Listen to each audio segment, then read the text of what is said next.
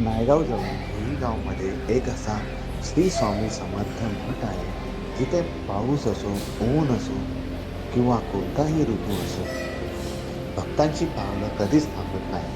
पण या मठात असं काय आहे जे हजारो लोकांना पुन्हा पुन्हा इथे खेचून आणतं? आज आपण जाणून घेणार आहोत नायगावजवळील भोई गावच्या श्री स्वामी समर्थ मठाची खरी कहाणी.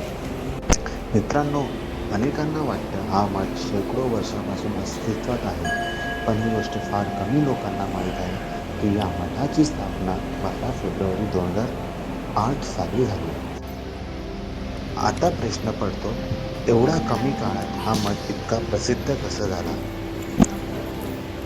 यामागचं कारण कोणताही चमत्कार नसून श्रद्धा, सेवा आणि भक्तांचा विश्वास आहे. पण हा मठ एखाद्या राजाने किंवा सरकारने बांधलेला नाही.